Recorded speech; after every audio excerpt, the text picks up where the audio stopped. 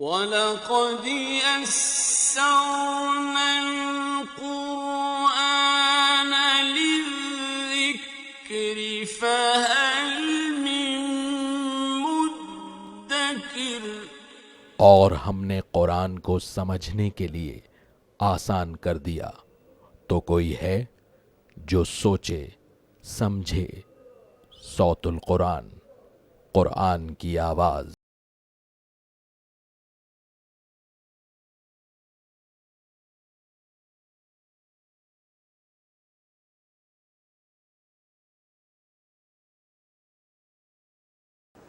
نحمده ونصلي على رسوله الكريم اما بعد فاعوذ بالله من الشيطان الرجيم بسم الله الرحمن الرحيم والنجم اذا هوى ما ضل صاحبكم وما غوى صدق اللہ العظیم۔ سورۃ النجم کا ہم آغاز کر رہے ہیں۔ اس سورہ مبارکہ میں اللہ تعالیٰ نے معراج کے سفر کا وہ حصہ کہ جو آسمانوں کی بلندیوں پر محیط تھا اور اللہ کے رسول صلی اللہ علیہ وسلم کو ساتوں آسمان کی سیر کرائی گئی، اس کا ذکر ہے۔ مشرکین کی نفی کی گئی ہے اور مجرمین کے آخرت کے انجام کو بھی اللہ تعالیٰ نے بیان فرمایا ہے۔ وَالنَّجْمِ اِذَا هَوَى، ستارے کی قسم جب وہ غائب ہونے لگے۔ یہ اشارہ اس بات کی طرف بھی ہے کہ جب صبح نمودار ہونے لگتی ہے تو ستارے بھی چھپنا شروع ہو جاتے ہیں، غروب ہونا شروع ہو جاتے ہیں۔ تو اب اللہ کے رسول صلی اللہ علیہ وسلم تشریف لے آئے ہیں اور اب آپ وہ نور لے کر آئیں کہ جس سے گمراہی کی تاریکیاں ختم ہو جائیں گی۔ وَالنَّجْمِ اِذَا هَوَى، قسم ہے ستارے کی جب وہ غروب ہونے لگے۔ مَا ضَلَّ صَاحِبُكُمْ وَمَا غَوَى، تمہارے یہ ساتھی محمد صلی اللہ علیہ وسلم انہیں نہ کوئی مغالطہ ہوا ہے اور نہ وہ راہ سے ہٹے ہیں۔ وَمَا يَنطِقُ عَنِ الْهَوَىٰ، اور وہ اپنی خواہش نفس سے کچھ بھی نہیں کہتے۔ إِنْ هُوَ إِلَّا وَحْيٌ يُوحَىٰ، بلکہ صرف وہی ارشاد فرماتے ہیں جو ان پر وحی کی جاتی ہے۔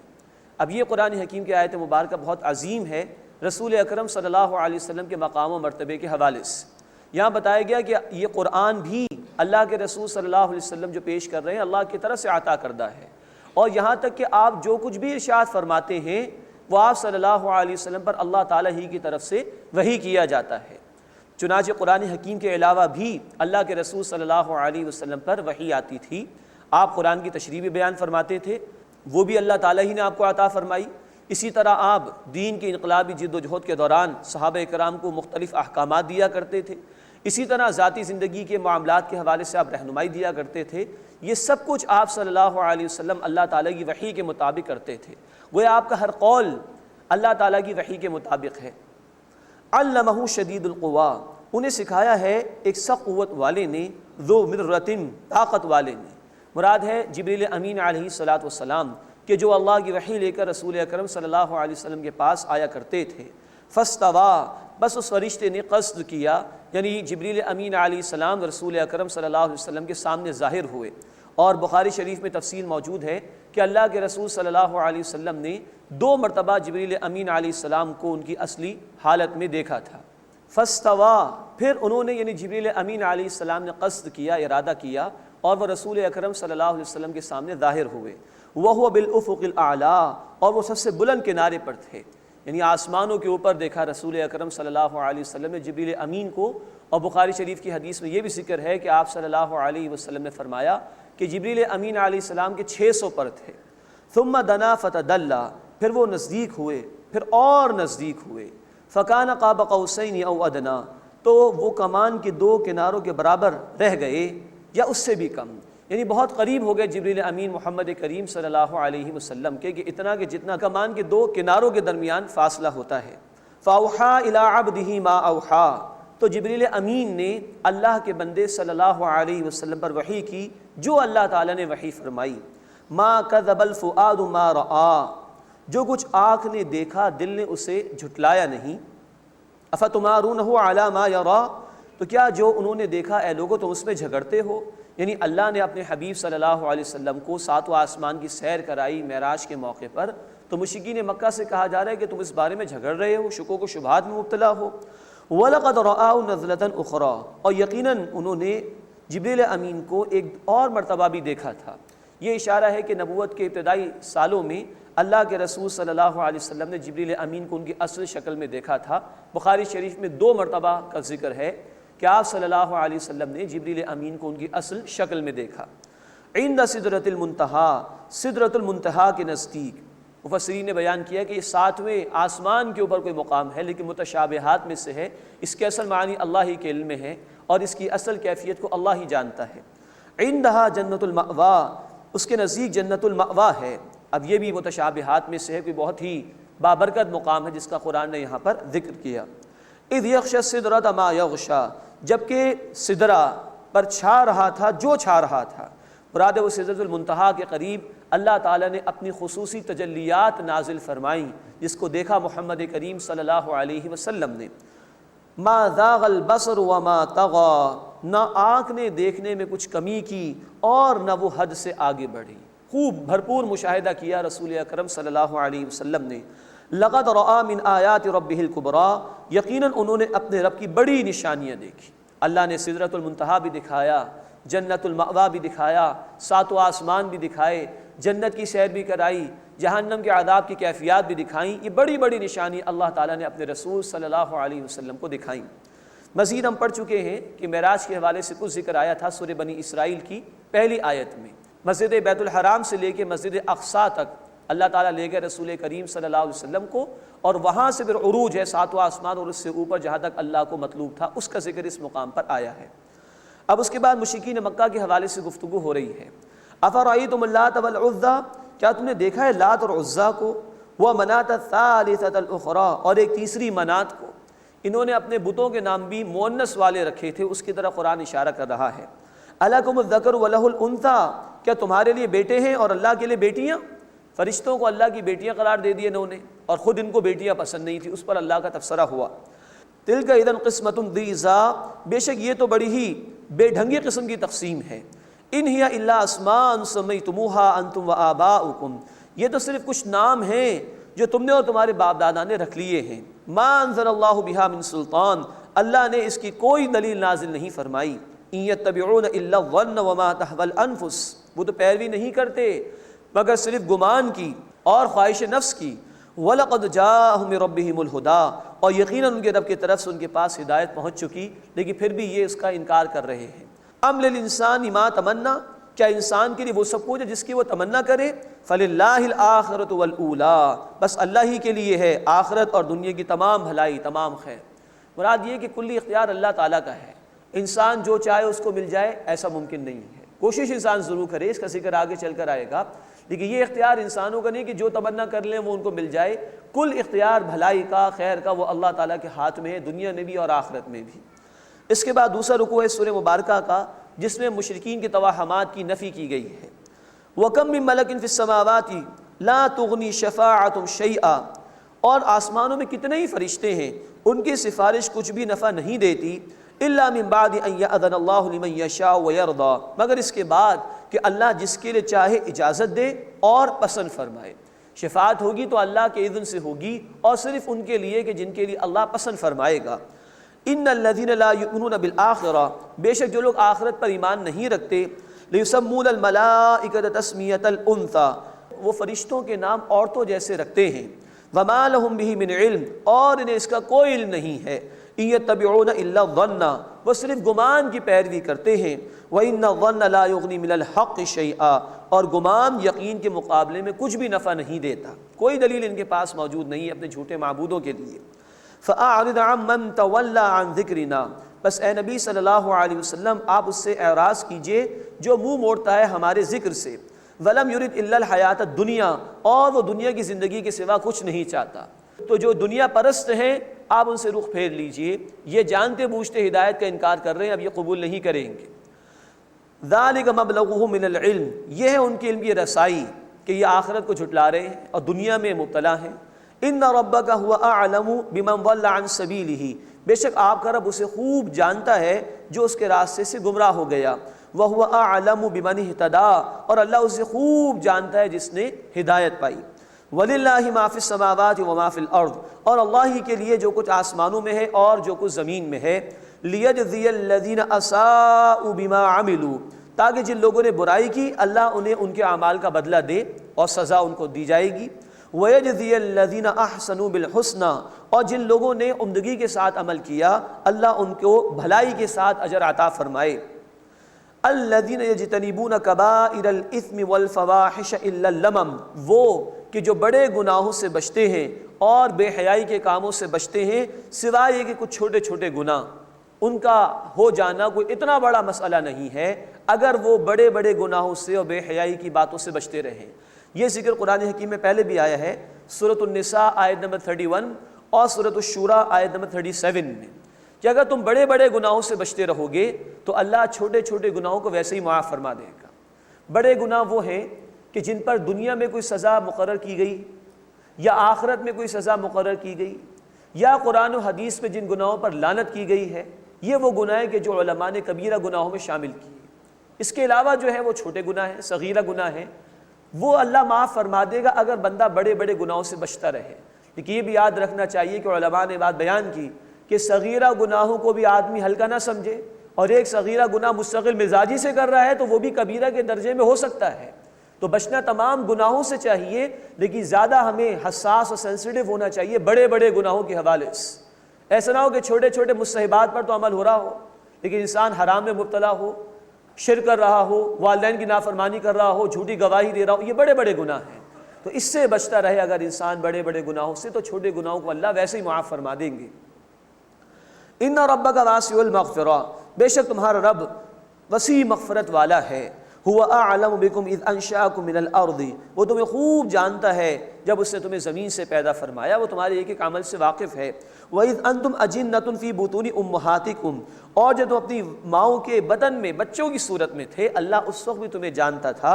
فَلَا تُزَكُّوا أَنفُسَكُمْ، پس اپنی پاکیزگی بیان نہ کرو کہ بہت ہی پاکیزہ اور بڑے نیک اعمال کر رہے ہو، یہ ظاہر کرنے کی بتانے کی ضرورت نہیں، اللہ جانتا ہے۔ هو اعلم بمن اتقى، اللہ خوب جانتا ہے اسے جس نے تقوی اختیار کیا، جو اللہ کی نافرمانی سے بچنے کی کوشش کر رہا ہے۔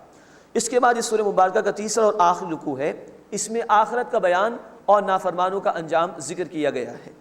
افرأیت الذی تولی، بس اے نبی صلی اللہ علیہ وسلم کیا آپ نے اس کو دیکھا جس نے رخ پھیر لیا؟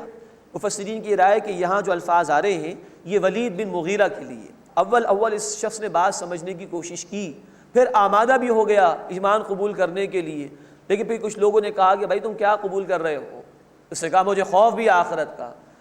تو کسی نے کہا کہ چلو تم ہمیں پیسہ دے دو ہم تمہیں بچا لیں گے، کچھ اس نے پیسہ دیا بھی بعد میں نہیں بھی دیا، لیکن یہ وہ شخص تھا کہ جو کچھ قریب آیا ایمان قبول کرنے کے پھر دور ہو گیا، اس کی طرف اشارہ ہے اس مقام پر۔ افرأیت الذی تولی، کیا آپ صلی اللہ علیہ وسلم نے دیکھا اس شخص کو جس نے رخ پھیر لیا، وَأَعْطَى قَلِيلًا وَأَكْدَى، اور تھوڑا مال دیا اور پھر بند کر دیا۔ أَعِنْدَهُ عِلْمُ الْغَيْبِ فَهُوَ يَرَى، کیا اس کے پاس غیب کا علم ہے کہ وہ دیکھ رہا ہے؟ أَمْ لَمْ يُنَبَّأْ بِمَا فِي صُحُفِ مُوسَىٰ، کیا اسے خبر نہیں دی گئی جو موسیٰ علیہ السلام کے صحیفوں میں ہے؟ وَإِبْرَاهِيمَ الَّذِي وَفَّىٰ، اور ابراہیم علیہ السلام جنہوں نے اپنے وعدے کو وفا کیا، اپنی بات کو سچ ثابت کیا۔ جو ان رسولوں کو بات بیان کی گئی کیا اس کو اس کی خبر نہیں دی گئی؟ یعنی اللہ تزر وازرۃ وزر اخری، کوئی بوجھ اٹھانے والا کسی دوسرے کا بوجھ نہیں اٹھائے گا۔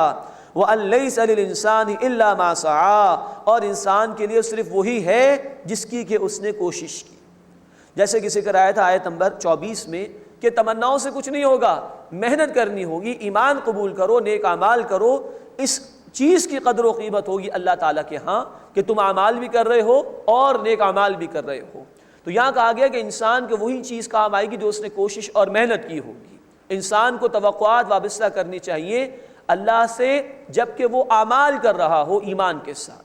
ہاں اس میں اس بات کی نفی نہیں ہے کہ اہل ایمان ایک دوسرے کے لیے دعائیں کرتے ہوں، قرآن نے اس کی تلقین کی ہے، یا جیسے صحیح مسلم کی روایت میں ہے کہ جو بندہ کسی کو علم سکھاتا ہے یا اس کی اولاد نیک ہے یا اس نے کوئی صدقہ جاریہ کا عمل کیا تو اس کا ثواب بھی اس کے مرنے کے بعد اس سے ملتا ہے۔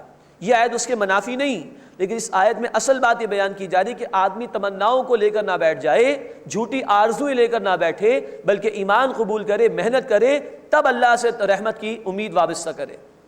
وَأَن لَيْسَ لِلْإِنسَانِ إِلَّا مَا سَعَىٰ، اور انسان کے لیے وہی کچھ ہے جس کی کہ اس نے کوشش کی۔ یہاں یہ بھی بیان کرنا ضروری ہے کہ یہ ذکر ہو رہا ہے قیامت کے حوالے سے۔ بعض لوگ اس آیت مبارکہ کو دنیا داری کے دھندوں کے لیے استعمال کرتے، حالانکہ دنیا کا رزق اللہ کے ہاں طے ہے، کئی کوالیفائڈ لوگ ہوتے ہیں لیکن زیادہ پیسہ نہیں ہوتا ان کے پاس، زیادہ آمدنی نہیں ہوتی، اور کئی لوگ جو ہیں وہ بالکل ان پڑھ ہوتے ہیں، کروڑوں میں کھیل رہے ہوتے ہیں۔ یہ اللہ کی تقسیم ہے۔ یہ آیت مبارکہ خاص بحث کر رہی ہے آخرت کے حوالے سے۔ دنیا ہر ایک کو مل جائے گی لیکن آخرت صرف اسی کو ملے گی جو ایمان کے ساتھ نیک اعمال کو اختیار کرے۔ وَأَلَّيْسَ لِلْإِنسَانِ إِلَّا مَا سَعَىٰ، اور انسان کے لیے تو وہی کچھ ہے جس قدر اس نے کوشش کی۔ وَأَنَّ سَعْيَهُ سَوْفَ يُرَىٰ، اور ان قریب اس کی کوشش دیکھی جائے گی۔ ثُمَّ يُجْزَاهُ الْجَزَاءَ الْأَوْفَىٰ، پھر اسے پورا بدلہ دیا جائے گا۔ وَأَنَّ إِلَىٰ رَبِّكَ الْمُنتَهَىٰ، اور یہ کہ تمہارے رب کی طرف ہی پہنچنا ہے، تمام معاملات اللہ ہی کی طرف لوٹائے جائیں گے۔ وَأَنَّهُ هُوَ أَضْحَكَ وَأَبْكَىٰ، اور بے شک وہ اللہ ہی ہے جو ہنساتا ہے اور رلاتا ہے۔ وَأَنَّهُ هُوَ أَمَاتَ وَأَحْيَا، بے شک وہ اللہ ہے جو موت بھی دیتا ہے اور زندگی بھی عطا فرماتا ہے۔ وَأَنَّهُ خَلَقَ الزَّوْجَيْنِ الذَّكَرَ وَالْأُنثَىٰ، اور وہی اللہ ہے جس نے دو جوڑے پیدا کیے یعنی مرد اور عورت۔ مِن نُطْفَةٍ إِذَا تُمْنَىٰ، ایک نطفے سے، قطرے سے جبکہ وہ ڈالا جاتا ہے۔ رحم مادر میں ایک معمولی قطرے کے جز سے اللہ تعالیٰ ایک بچے کی تخلیق فرماتا ہے۔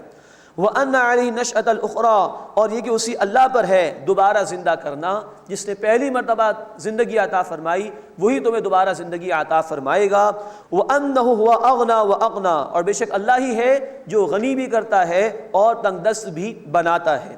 وَأَنَّهُ هُوَ رَبُّ الشِّعْرَىٰ، اور بے شک وہ اللہ ہے جو شعراء ستارے کا رب ہے۔ یہ عرب کے معاشرے میں پوجا پاٹ ستاروں کی بھی ہوا کرتی تھی، تو ایک بڑے ستارے کا نام شعراء تھا جس کی وہ پوجا پاٹ کرتے تھے، تو اللہ تعالیٰ نے ذکر کیا کہ اس کا پیدا کرنے والا بھی اللہ ہے، تو اس اللہ کو پکارو نہ کہ ان ستاروں کو۔ وَأَنَّهُ هُوَ رَبُّ الشِّعْرَىٰ، اور بے شک وہ اللہ شعراء ستارے کا رب ہے۔ وَأَنَّهُ أَهْلَكَ عَادًا الْأُولَىٰ، اور اس اللہ نے یقیناً قدیم عاد کو ہلاک کیا۔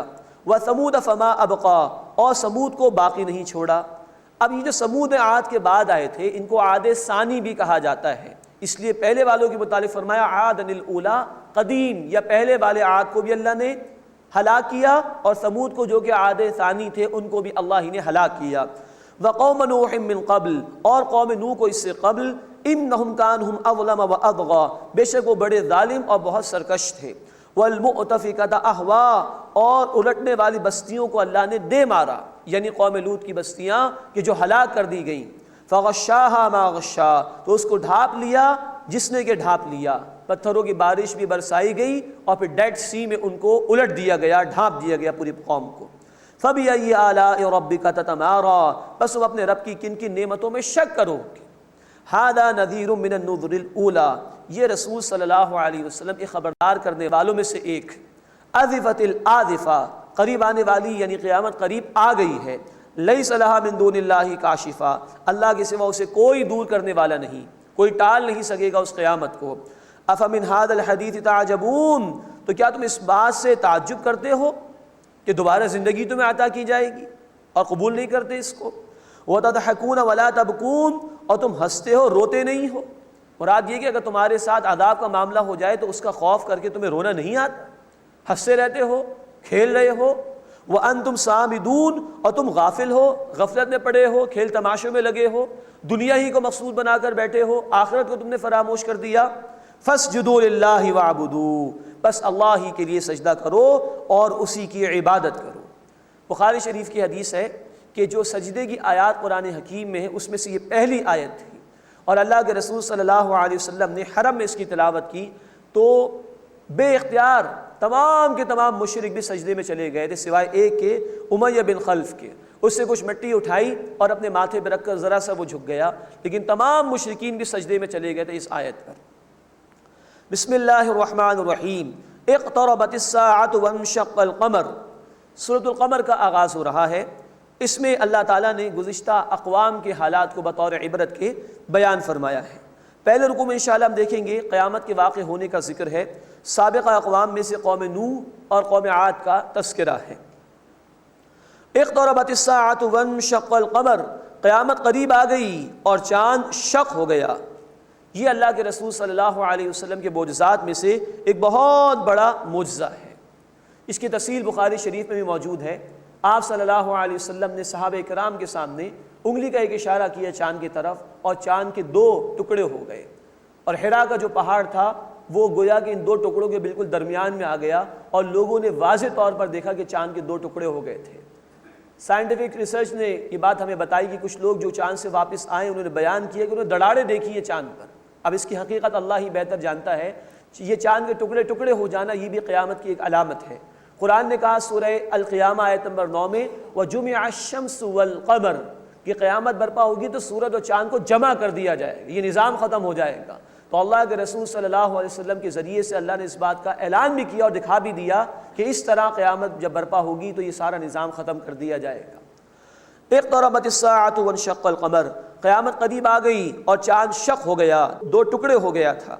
وَإِن يَرَوْا آیَةً يُعْرِضُوا اور اگر وہ کوئی بھی نشانی دیکھتے ہیں تو اعراض کرتے ہیں۔ وَيَقُولُ سِحْرٌ مُسْتَمِرٌ اور کہتے ہیں کہ جادو ہے ہمیشہ سے چلا آ رہا ہے، معاذ اللہ۔ وَكَذَّبُوا وَاتَّبَعُوا أَهْوَاءَهُمْ وَكُلُّ أَمْرٍ مُسْتَقِرٌ اور انہوں نے جھٹلایا اور اپنی خواہشات کی پیروی کی اور ہر کام کے لیے ایک وقت مقرر ہے۔ یہ جتنا جھٹلانا چاہیں جھٹلا لیں، لیکن جب وقت مقرر آئے گا تو یہ اللہ کی پکڑ کا شکار ہوں گے۔ وَلَقَدْ جَاءَهُم مِّنَ الْأَنبَاءِ مَا فِيهِ مُزْدَجَرٌ اور یقیناً ان کے پاس آ گئیں وہ خبریں جن میں عبرت ہے گزشتہ لوگوں کے حالات۔ حکمۃ بالغۃ فما تغنی النذر کامل حکمت کی باتیں تو انہیں خبردار کرنے والوں نے کوئی فائدہ نہیں دیا۔ فَتَوَلَّ عَنْهُمْ بس اے نبی صلی اللہ علیہ وسلم آپ ان سے رخ پھیر لیجئے۔ یوم یدعو الداعی الی شیء نکر جس دن بلائے گا ایک بلانے والا ایک ناگوار شے کی طرف، یعنی قیامت میں ان کو ان کی قبروں سے نکالا جائے گا تو ان کو ناگوار محسوس ہوگا مجرمین کو۔ خش عن ابصارہم ان کی آنکھیں جھکی ہوئی ہوں گی ندامت کی وجہ سے۔ یخرجون من الاجداث کانہم جراد منتشر وہ قبروں سے اس طرح نکلیں گے گویا کہ وہ منتشر ٹڈی دل ہوں، بھاگے چلے جا رہے ہوں گے، دوڑے چلے جا رہے ہوں گے خوف کے مارے، دہشت کے مارے۔ مہطعین الی الداع پکارنے والے کی طرف لپکتے ہوئے۔ یقول الکافرون کہیں گے کفر کرنے والے ھذا یوم عسر یہ بڑا سخت دن ہے۔ اب قوم نوح کا ذکر آ رہا ہے۔ کذبت قبلہم قوم نوح اس سے پہلے قوم نوح نے جھٹلایا، فکذبوا عبدنا بس انہوں نے ہمارے بندے نوح علیہ السلام کی تکذیب کی۔ وقالوا مجنون وازدجر اور انہوں نے کہا کہ یہ تو مجنون ہے اور جھڑک دیے گئے ہیں، معاذ اللہ، اس طرح کی الزام تراشی کی انہوں نے۔ فدعا ربہ انی مغلوب فانتصر بس انہوں نے عرض کی اے میرے رب بے شک میں مغلوب ہوں بس تو بدلہ لے لے۔ یہ 950 برس کے بعد یہ بد دعا کی تھی پھر نوح علیہ السلام نے۔ ففتحنا ابواب السماء بماء منہمر تو ہم نے کثرت سے برسنے والے پانی سے آسمان کے دروازے کھول دیے، موسلادھار بارش برسائی گئی۔ وفجرنا الارض عیونا اور زمین سے چشمے جاری کر دیے۔ فالتقى الماء على امر قد قدر تو دونوں پانی اس کام پر مل گئے جو مقدر کر دیا گیا تھا۔ مراد یہ کہ آسمان سے بھی پانی برسا، زمین سے بھی پانی ابلنا شروع ہوا، یہ دونوں پانی مل گئے اس قوم کی تباہی کے لیے، اور جو امر یعنی جو فیصلہ اللہ نے طے کیا تھا وہ صادر ہو گیا۔ وَحَمَلْنَاهُ عَلَى ذَاتِ أَلْوَاحٍ وَدُسُرٍ اور ہم نے انہیں تختوں اور کیلوں والی کشتی پر سوار کیا۔ تجری بِأَعْيُنِنَا وہ چلتی تھی ہماری نگرانی میں، اللہ کی سپرویژن میں سارا کام ہوا، اللہ کے حکم سے ہوا۔ جزاء لمن کان کفر یہ بدلہ ہے ان کے لیے کہ جن کا انکار کیا گیا یعنی نوح علیہ السلام۔ وَلَقَدْ تَرَكْنَاهَا آیَةً فَهَلْ مِن مُدَّکِرٍ اور یقیناً ہم نے اسے ایک نشانی کے طور پر رہنے دیا تو کوئی ہے نصیحت حاصل کرنے والا۔ یہ حالات اس لیے اللہ تعالیٰ نے بار بار قرآن میں بیان فرمائے کہ تاکہ لوگ گزشتہ اقوام کی اس ہلاکت سے عبرت حاصل کریں اور اللہ کے دین کو قبول کریں اور اس کے تقاضوں پر عمل کریں۔ فَكَيْفَ كَانَ عَذَابِي وَنُذُرِ بس دیکھو کیسا ہوا میرا عذاب اور کیسا ہوا میرا ڈرانا۔ وَلَقَدْ يَسَّرْنَا الْقُرْآنَ لِلذِّكْرِ فَهَلْ مِن مُدَّكِرٍ اور یقیناً ہم نے نصیحت کے لیے قرآن کو آسان کر دیا ہے تو کوئی ہے جو نصیحت حاصل کرنے والا ہو۔ یہ آیت مبارکہ اس سورہ مبارکہ میں 4 مرتبہ آئی ہے۔ اس وقت یہ سورہ القمر کی آیت نمبر 17 ہے، پھر آیت نمبر 22، پھر آیت نمبر 32، پھر آیت نمبر 40 میں یہی الفاظ آئیں، بالکل ایک ہی آیت 4 مرتبہ کہ یقیناً اس قرآن کو ہم نے نصیحت کے لیے آسان کر دیا، بس تم میں سے کوئی ہے جو نصیحت حاصل کرے۔ اب یہ قرآن حکیم میں اللہ کا اوپن انویٹیشن ہے تمام انسانیت کے لیے، جو چاہے گا اسے نصیحت مل جائے گی اس کو۔ قرآن کا بیسک میسج میری زندگی کی حقیقت کیا ہے، اس دنیا میں مجھے کیوں بھیجا گیا، اس کائنات کی حقیقت کیا ہے، مجھے پیدا کرنے والا کون ہے، وہ مجھ سے کیا چاہتا ہے، کس بات سے راضی ہوگا، کس بات سے ناراض ہوگا، یہ قرآن کا بنیادی پیغام ہے جو اس کے سرفیس پر موجود ہے۔ اب جو چاہے اس سے فائدہ اٹھا لے۔ یہ قرآن حکیم اس اعتبار سے کہ بنیادی پیغام انسان کے سامنے واضح ہو جائے، انسان کو نصیحت حاصل ہو جائے، اس اعتبار سے قرآن دنیا کی آسان ترین کتاب ہے، اور اس اعتبار سے سمجھنے کے لیے ترجمے سے بھی آغاز کیا جا سکتا ہے۔ بہت سے غیر مسلم وہ عربی تو نہیں جانتے، انگلینڈ میں، امریکہ میں، کینیڈا میں، یورپ کے دیگر ملکوں میں وہ قرآن پڑھ رہے ہیں اپنی زبانوں میں اور اسلام قبول کر رہے ہیں، الحمدللہ یہ قرآن پوزیس کر لیتا ہے، تو آغاز ترجمے سے کیا جا سکتا ہے، پھر علماء کی تفاسیر موجود ہیں۔ اب قرآن نے کہا سورہ مریم آیت نمبر 97 اور سورہ دخان آیت نمبر 58 میں فَإِنَّمَا يَسَّرْنَاهُ بِلِسَانِكَ، اے نبی صلی اللہ علیہ وسلم اس قرآن کو ہم نے آپ کی زبان میں آسان کیا ہے، عربی کے اندر۔ ترجمہ بہرحال ترجمہ انسان کا کلام ہے، عربی اللہ کا کلام، اللہ کی زبان ہے، اس کی جو تاثیر ہے وہ انسانی زبان یا انسانی الفاظ کی تاثیر نہیں ہو سکتی۔ تو جو بھی پڑھے لکھے لوگ ہیں انہیں تو فکر کرنی چاہیے کہ ہم نے دنیا کی دیگر زبانیں سیکھ لیں، قرآن ہم نے نہ سیکھا، قرآن کی زبان نہ سیکھی، تو کل اللہ کے حضور کیا جواب دیں گے؟ انگریزی اتنی سیکھی کہ اب انگریزوں کو ہم پڑھا رہے ہیں، تو کیا اتنی عربی نہیں سیکھ سکتے کہ جس سے قرآن براہ راست ہمیں سمجھ میں آنا شروع ہو جائے، ترجمے کی ضرورت نہ ہو، تاکہ ہم قرآن کی تلاوت کر رہے ہوں، نماز میں پڑھ رہے ہوں، نماز میں سن رہے ہوں، تو بار بار ہمیں نصیحت حاصل ہو۔ کم سے کم پڑھے لکھے لوگوں پر تو یہ حجت ہے، انگریزی سیکھ لیتے ہیں، جرمن سیکھ لیتے ہیں، جاپنیز سیکھ لیتے ہیں، رشین سیکھ لیتے ہیں، فرینچ سیکھ لیتے ہیں، دنیا کے لیے نا، تو کیا اللہ کے دین کے لیے، اللہ کی کتاب کو سمجھنے کے لیے عربی زبان نہیں سیکھ سکتے؟ تو اور آسان ہو جائے گا انشاءاللہ۔ اس پہلو سے قرآن دنیا کی آسان ترین کتاب ہے، اور یہ سب کے لیے عام ہے۔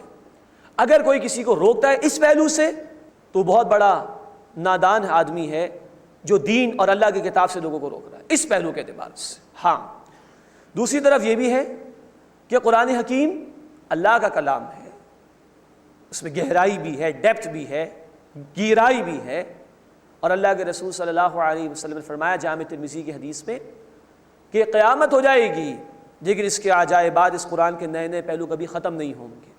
تو ایک اعتبار سے دنیا کی مشکل ترین کتاب بھی ہے، سینکڑوں علوم حاصل کرنے کے بعد بھی، برسوں لگانے کے بعد بھی اس قرآن حکیم کا حق ادا نہیں کیا جا سکتا۔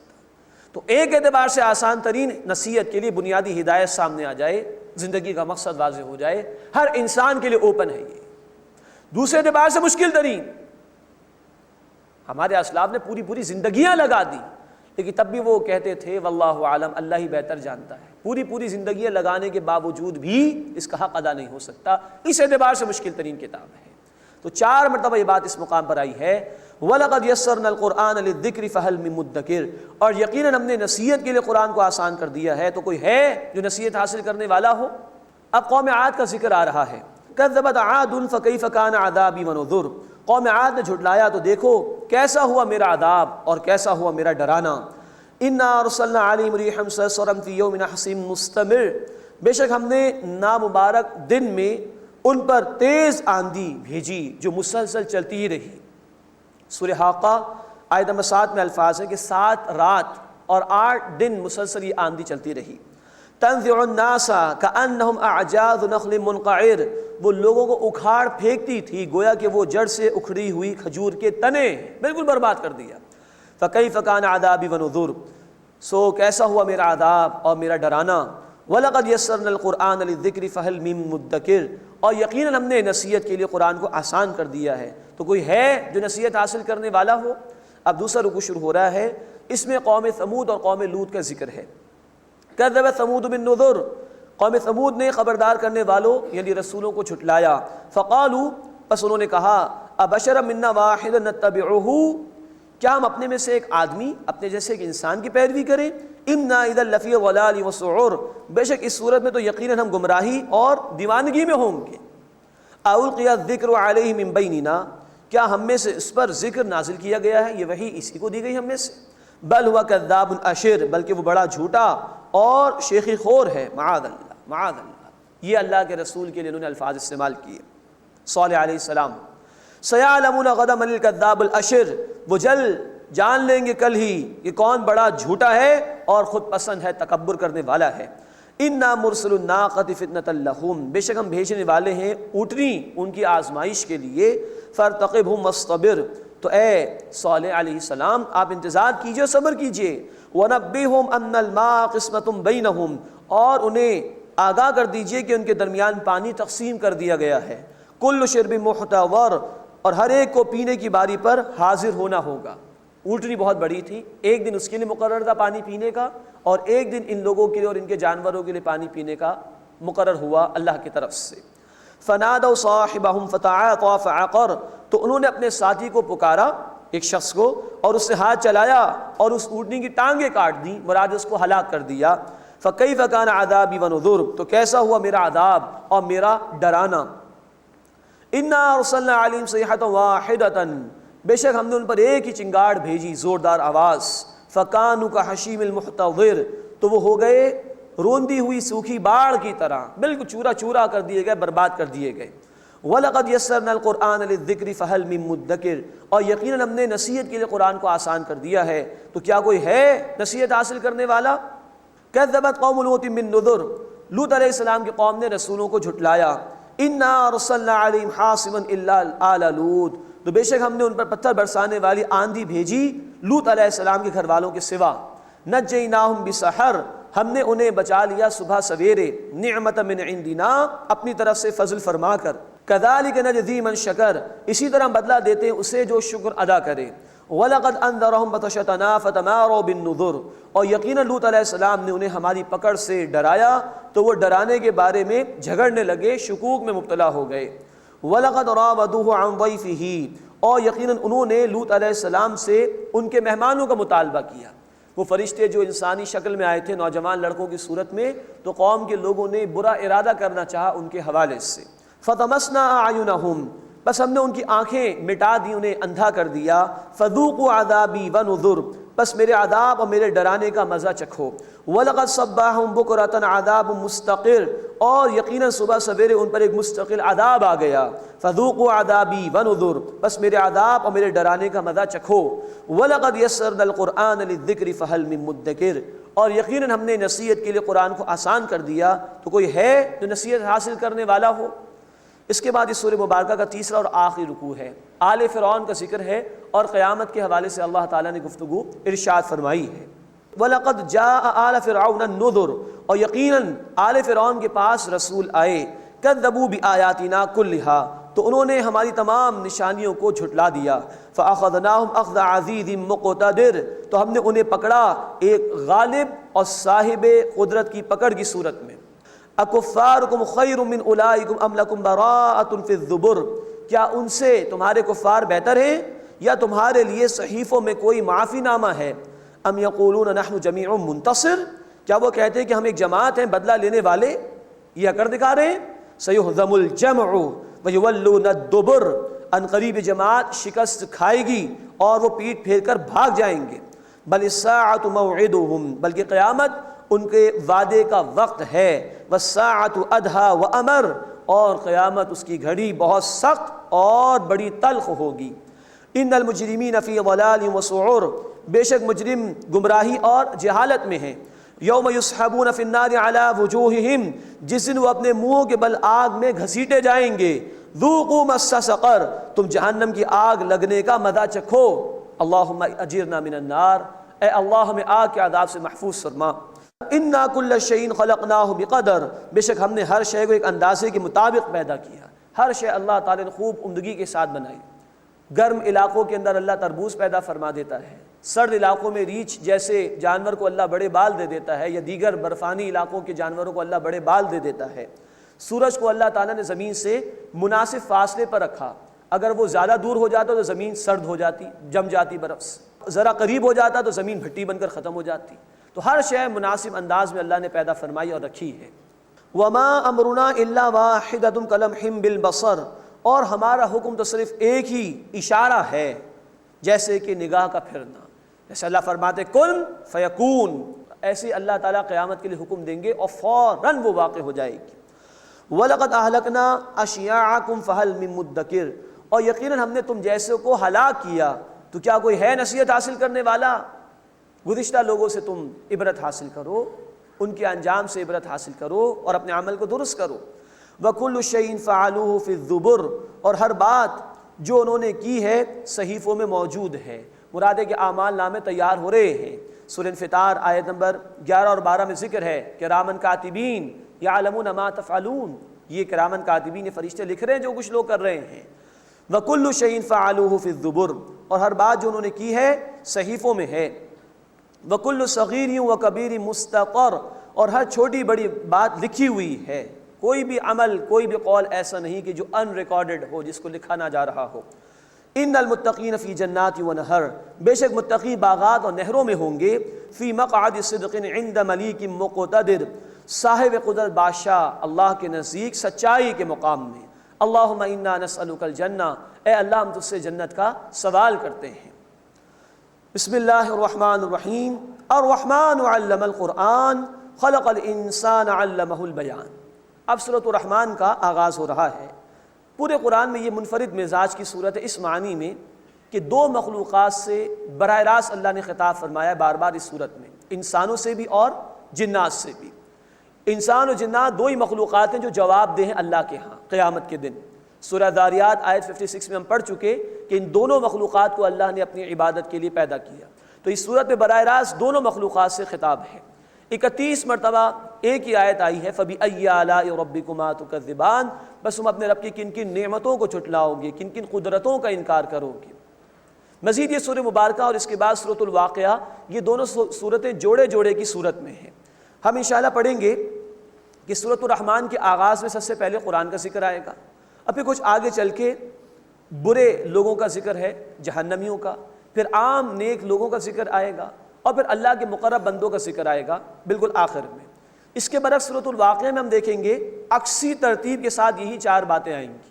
وہاں پہلے مقرب بندوں کا ذکر آئے گا، پھر عام نیک لوگوں کا ذکر آئے گا، پھر نافرمان لوگوں کا ذکر آئے گا، اور پھر قرآن کی عظمت کے حوالے سے گفتگو آئے گی۔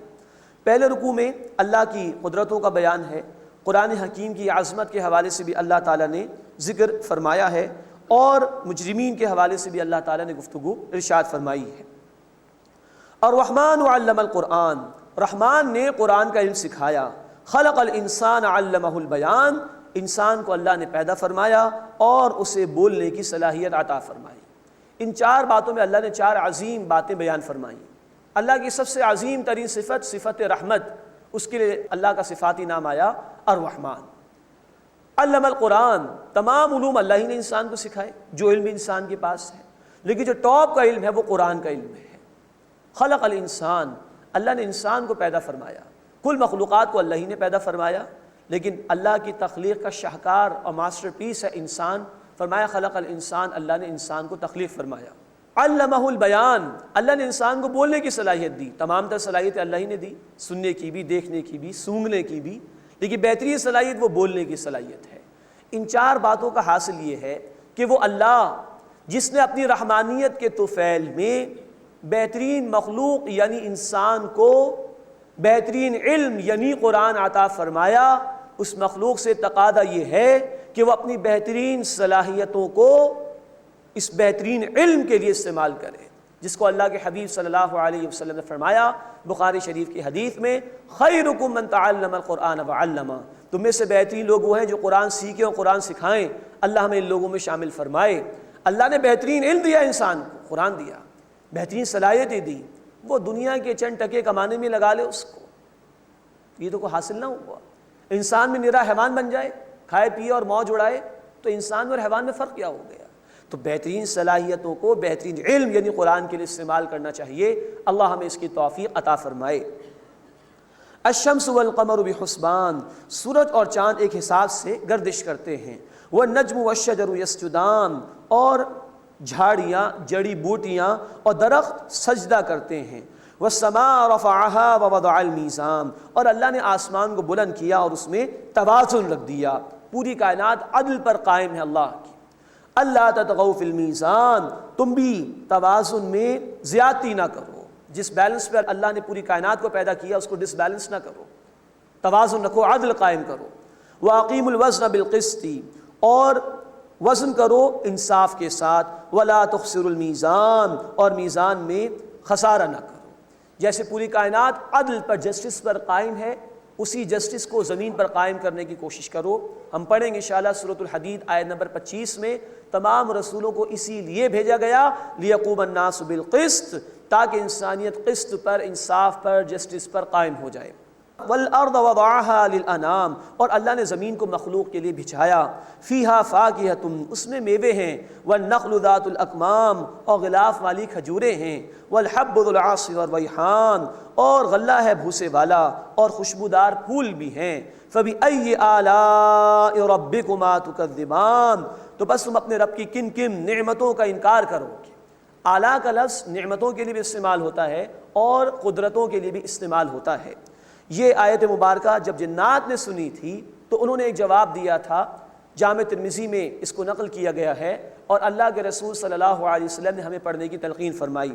جنات نے کہا تھا جو ہمیں بھی پڑھنا چاہیے، لا بشیء من نعمک ربنا نکذب فلک الحمد، اے اللہ تیری نعمتوں میں سے ہم کسی ایک نعمت کی بھی تکذیب نہیں کرتے، تمام شکر تمام تعریف تیرے ہی لیے ہے۔ خلق الانسان من صلصال کالفخار، اللہ تعالیٰ نے انسان کو بجنے والی مٹی سے پیدا کیا، ٹھیکری جیسی، یعنی وہ مٹی جسے آگ میں پکا لیا جائے، اس سے انسان کی پھر تخلیق ہوئی۔ وَخَلَقَ الْجَانَّ مِن مَارِجٍ مِّن نَار، اور جنات کو آگ کی لپٹ سے اللہ تعالیٰ نے پیدا کیا، وہ آگ سے بنائے گئے۔ فَبِأَيِّ آلَاءِ رَبِّكُمَا تُكَذِّبَانِ، بس تم اپنے رب کی کن کن قدرتوں کو جھٹلاؤ گے۔ رب المشرقین ورب المغربین، وہ رب ہے دو مشرقوں اور دو مغربوں کا۔ فَبِأَيِّ آلَاءِ رَبِّكُمَا تُكَذِّبَانِ، بس تم اپنے رب کی کن کن قدرتوں کو جھٹلاؤ گے۔ ہر روز سورج کے نکلنے اور غروب ہونے کے مختلف مقامات کے اعتبار سے ڈیفرنٹ ہوتے ہیں۔ پھر سائنس نے یہ بھی ہمیں بتایا کہ سردی اور گرمی کے اعتبار سے ایک انتہائی مشرق ہوتا ہے، ایک انتہائی مغرب ہوتا ہے۔ تو سردی اور گرمی میں یہ انتہائی جو مقامات ہیں وہ بدلتے رہتے ہیں، تو دو مشرق اور دو مغرب کا ذکر اس معنی میں۔ مرج البحرین یلتقیان، اس اللہ نے دو دریا بہائے ایک دوسرے سے ملے ہوئے، بینہما برزخ لا یبغیان، ان دونوں کے درمیان ایک آڑ ہے تو وہ ملتے نہیں ہیں، ایک کا پانی انتہائی میٹھا، ایک کا انتہائی کھارا، ایک کا پانی جو ہے وہ پینے کے لیے بڑا عمدہ ہے، دوسرے کا انتہائی تلخ ہے۔ یہ اللہ کی قدرتیں ہیں کہ یہ دونوں ایک دوسرے پر غالب نہیں آ سکتے۔ فَبِأَيِّ آلَاءِ رَبِّكُمَا تُكَذِّبَانِ، بس تم اپنے رب کی کن کن قدرتوں کو جھٹلاؤ گے۔ يَخْرُجُ مِنْهُمَا اللُّؤْلُؤُ وَالْمَرْجَانُ، ان دونوں سے نکلتے ہیں موتی اور مرجان۔ مرجان بھی موتی کی اقسام ہیں، لیکن ان میں نباتات کی بھی خصوصیات ہوتی ہیں، ان کے اندر بھی کچھ نہ کچھ شاخیں ہوتی ہیں پودوں کی طرح۔ فَبِأَيِّ آلَاءِ رَبِّكُمَا تُكَذِّبَانِ، بس تم اپنے رب کی کن کن نعمتوں کو جھٹلاؤ گے۔ وَلَهُ الْجَوَارِ الْمُنشَآتُ فِي الْبَحْرِ كَالْأَعْلَامِ، اور اسی اللہ کے لیے ہے سمندروں میں پہاڑوں کی طرح چلنے والے جہاز۔ یہ بڑے بڑے جہاز چلتے ہیں تو گویا دور سے معلوم ہوتے ہیں کہ بڑے بڑے پہاڑ ہیں جو سمندر میں دکھائی دے رہے ہیں، اللہ انہیں تھامتا ہے۔ فَبِأَيِّ آلَاءِ رَبِّكُمَا تُكَذِّبَانِ، بس تم اپنے رب کی کن کن نعمتوں کو جھٹلاؤ گے۔ اللہ ہمیں اپنی نعمتوں کی قدر کرنے اور ان کا شکر ادا کرنے کی توفیق عطا فرمائے، آمین یا رب العالمین۔ وآخر دعوانا ان الحمد للہ رب العالمین۔